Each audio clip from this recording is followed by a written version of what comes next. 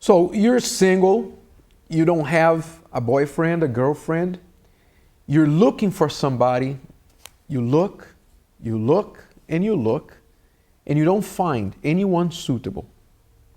And you keep wondering, when am I going to find my lifetime partner, my soulmate? Is there anyone? I look around me, my workplace, among my friends. I look around in church, in the places I usually go to, and I don't find anybody suitable. Am I going to end up like a spinster, like, just an uncle, remain an uncle? What's going to happen? Many people are facing this situation. And it's not fair when they realize that they're not really looking for that special person. They're just living life on their waiting mode. So they're waiting. They're living and doing everything they do. And they expect this person to just show up, just out of nothing, out of thin air, show up in front of them. Mm-hmm. So it's not really fair to say that there's nobody, because nobody's going to show up out of thin air. Mm-hmm. Well, what we're saying is that clearly there is someone suitable for this person. But unfortunately, many people who are single, they are not proactive to look and find that person, but rather they close themselves up in a situation of shyness, or just lock themselves up in their own circles and don't do anything different to provoke an encounter. I am a strong believer that in life, most of the time, there is something that you can do about a given situation. Very few and rare and far in between are the instances when there is absolutely nothing you can do except wait.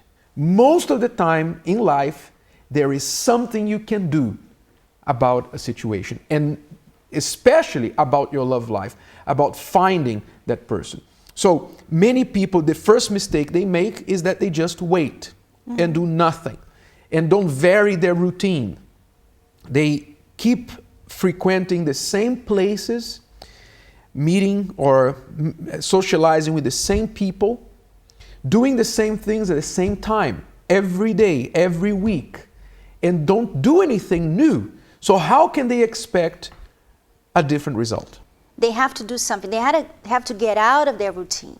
Yes. And there are so many ways to do that, Renato. I mean, traveling or going to different places. For example, if you go to a church all the time and you don't see anybody there and you want to marry a man of God, go to that church in another area, and maybe you will find that the person is there. Right. The world today is connected in such a way that it wasn't in 15, 20 years ago even. And yet, even though people find more and more ways, easier ways to connect with others anywhere in the world, it seems that they are growing more and more lonely. They can't really find a way to find that person.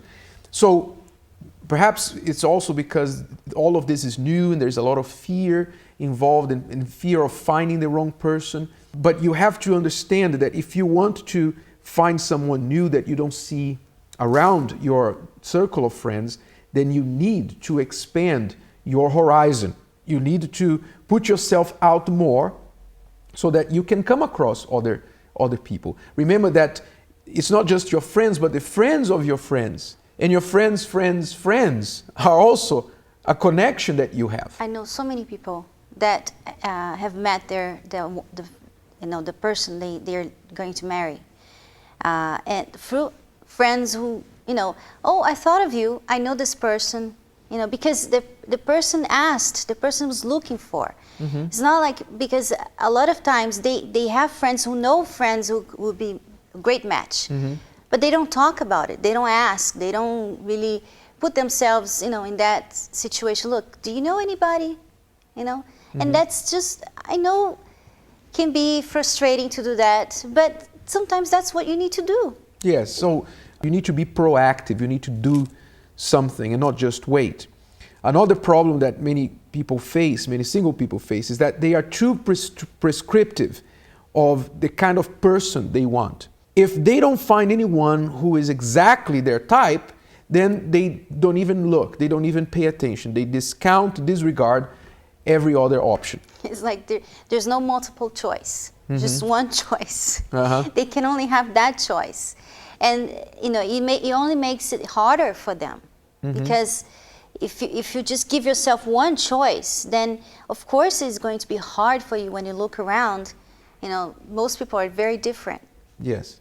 So you need to, of course, you need to have a certain standard. You need to look for certain things and qualities in a person. We all understand that. Most of the times, when they're strict, is an irrelevant detail. Irrelevant in the sense that it's a physical, normally it's Yeah. a physical criteria that the person is using.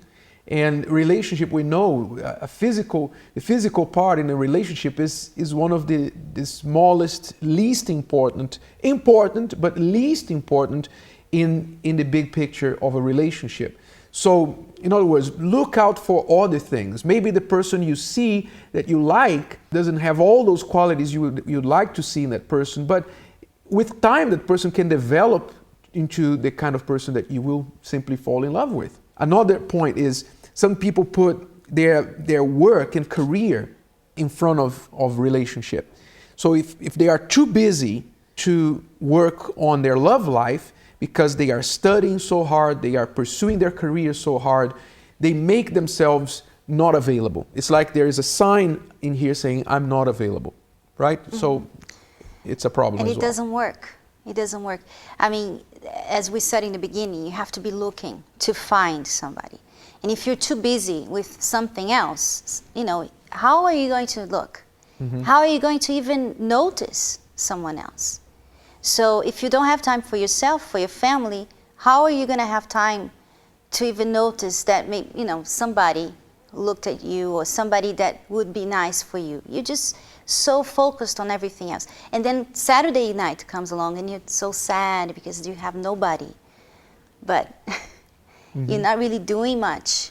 So we are talking about the extreme, of course. We all know that you have to work, and of course, even when it comes to men, for example, is another thing that we wanted to talk about. A man sometimes doesn't find any women who are interested in him because this man does not offer security to a woman.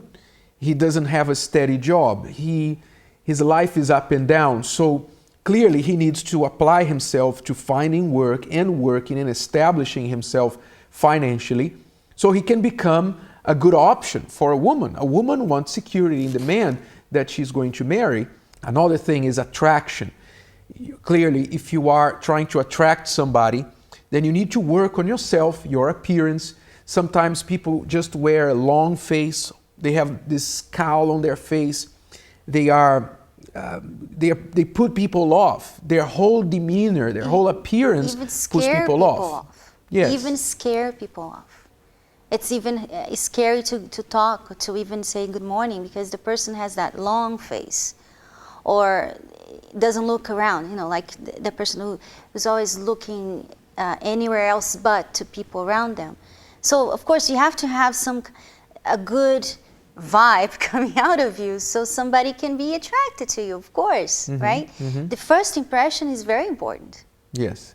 So, in other words, if you find it very difficult to find someone and find a good match, then it's not the end of the world, and it's not because there is necessarily something wrong with you, but it's just that you may not be doing the things, you may not be having the skills or utilizing skills in order to facilitate you meeting that person. Work on those things. Consider the points we raised here today.